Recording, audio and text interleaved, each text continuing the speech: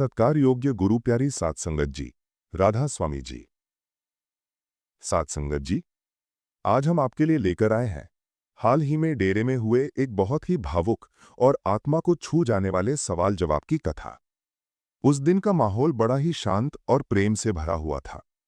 पंडाल में संगत धीरे धीरे बैठ रही थी। कोई ध्यान में था, कोई प्रार्थना में।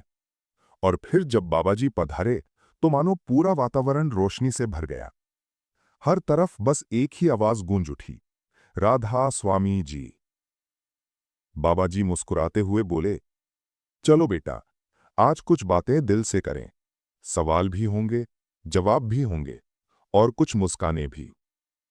इतना सुनते ही पंडाल में एक हल्की हंसी की लहर दौड़ गई। फिर पहला सवाल करने के लिए एक भाई उठे। थोड़े संकोच में धीरे से बोले, बाबा जी, क्या सच में इंसान को अपने कर्मों की सजा हर हाल में भुगतनी ही पड़ती है? बाबा जी ने गहराई से उसकी ओर देखा और बोले, बेटा, कर्मों का हिसाब कोई मिटा नहीं सकता। जैसा कर्म वैसा फल, ये सृष्टि का नियम है। पर अगर हम अपने जीवन को मालिक के नाम में जोड़ दें तो वही कर्म भी हमारे लिए साधना बन जाते हैं। हमें बस मालिक के बहाने में रहना है। फिर चाहे कोई हमारी बुराई करे या तारीफ, हमें जरा सा भी फर्क नहीं पड़ना चाहिए। संगत गहरी चुप्पी में सुन रही थी। हर शब्द दिल के भीतर उतर रहा था। इतने में वही भाई फिर से बोले, बाबा जी, क्या दोबारा मौका मिलता है? बाबा जी हल्का हंसते हुए बोले, बेटा, डबल मौका से तेरा मतलब क्या है? वो मुस्कुराते हुए बोले, मतलब बाबा जी, जिसे हम प्यार करते हैं, क्या उसका इंतजार करना चाहिए? बाबा जी भी मुस्कुराए और बोले, ये तो इस बात पर निर्भर करता है कि तू किससे प्यार करता है और किसका इंतजार कर रहा है। ये सुनकर पूरा पंडाल हंसी से भर गया। संगत के चेहरों पर भी एक मीठी मुस्कान थी और बाबा जी के चेहरे पर वो जानी पहचानी सादगी। फिर एक और भाई उठे और बोले, बाबा जी, हमने अपनी बेटी का रिश्ता एक परिवार में तय किया था, लेकिन बाद में कुछ लोगों ने कहा कि वो लोग अच्छे नहीं हैं। अब हम क्या करें? बाबा जी ने शांति से कहा, बेटा, कोई भी इंसान पूरी तरह बुरा नहीं होता। हुजूर महाराज कहा करते थे, जब एक इंसान की सोच दूसरे इंसान से मेल नहीं खाती, तब वो उसे बुरा समझने लगता है। इसलिए हमें दूसरों के शब्दों से नहीं, अपने अनुभव से निर्णय लेना चाहिए। भाई ने फिर कहा, लेकिन बाबा जी, रिश्तेदार कहते हैं कि किसी ज्योतिष या पंडित से मिलो। बाबा जी मुस्कुराए और बोले, बेटा, पंडित क्या करेगा? अगर उसके पास सब कुछ जानने की शक्ति होती तो उसकी खुद की जिंदगी में कोई दुख नहीं होता। एक पंडित था, उसकी खुद की बेटी शादी के बाद विधवा हो गई। क्या उसने अपनी बेटी की कुंडली नहीं देखी होगी?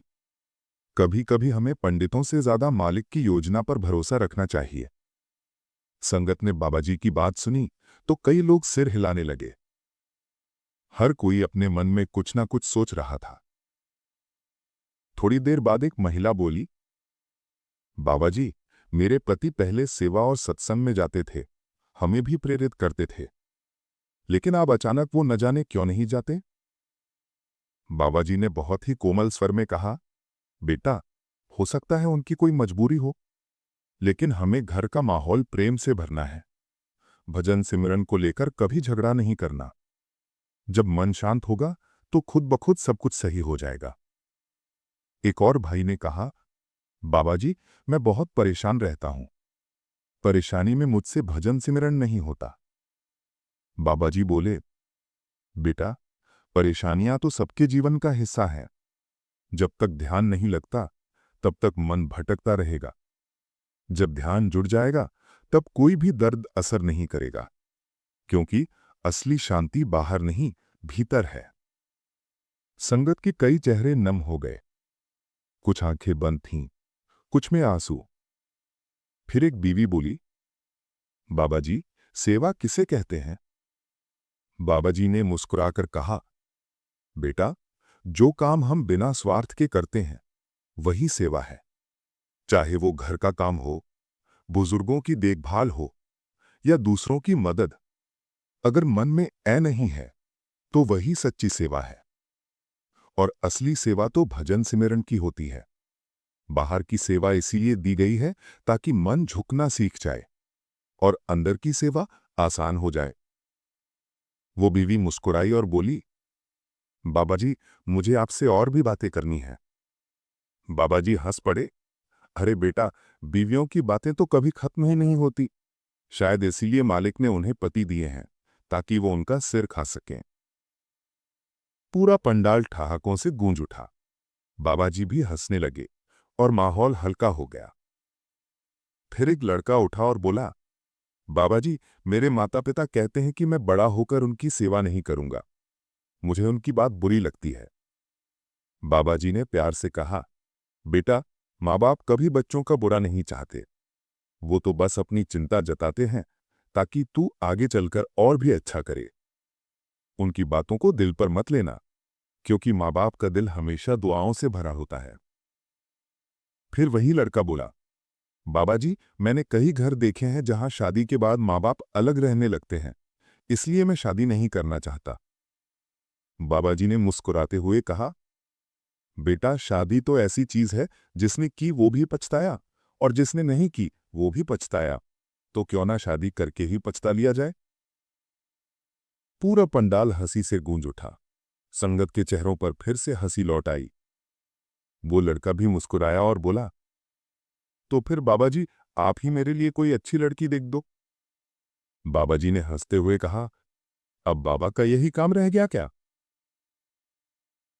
फिर सब हंसने लगे।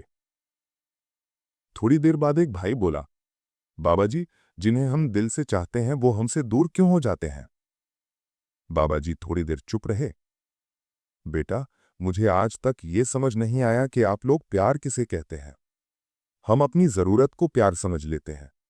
सच्चा प्यार तो वो है जो बिना शर्त के हो, जो कुछ पाने की नहीं, कुछ देने की भावना रखे। प्यार को शब्दों में नहीं बांधा जा सकता। फिर एक लड़की उठी और बोली, बाबा जी, आप अपनी सेहत का ध्यान रखा करो। बाबा जी मुस्कुराए, तो क्या अब मैं ज्यादा दूध पीना शुरू कर दूं? फिर तुम लोग ही कहोगे कि बाबा मोटा हो गया।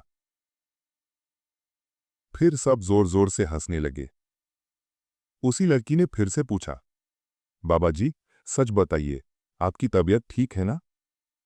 बाबा जी ने थोड़ा रुककर कहा, सेहत तो अब ज्यादा अच्छी नहीं है बेटा, अब तो जाने का समय करीब है। ये सुनते ही पूरा पंडाल गमगीन हो गया। लड़की की आंखों से आंसू निकल आए। वो बोली, बाबा जी, ऐसी बातें मत कहिए, आपके बिना हम कुछ नहीं हैं। बाबा जी हंसे और बोले, अरे बेटा, तुम लोग उल्टे सवाल करते हो तो मुझे भी उल्टा जवाब देना पड़ता है। थोड़ी देर सन्नाटा रहा। फिर बाबा जी ने मुस्कुराते हुए कहा, पिछले सत्संग में मुझे सर्दी थी, लेकिन अब मैं कोल्ड से हॉट हो गया हूं। संगत फिर से हंसी से भर गई। लड़की ने फिर कहा, बाबा जी, आपके सिवा हमारा कोई नहीं है। बाबा जी बोले, बेटा, मेरा भी मेरी संगत के सिवा कोई नहीं है। पंडाल में कहीं आंखें नम गईं। कुछ लोग रो पड़े, कुछ मुस्कुराते हुए सिर झुका गए।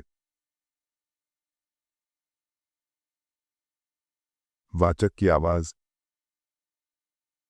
सत्संगत जी, ये वो बातें थी जो बाबा जी ने हाल के सत्संग में कहीं।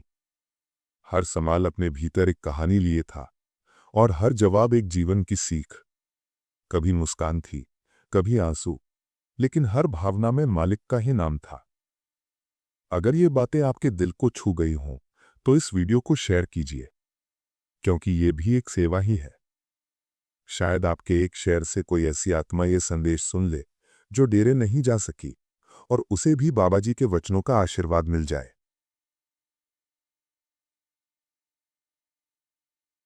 राधा स्वामी जी।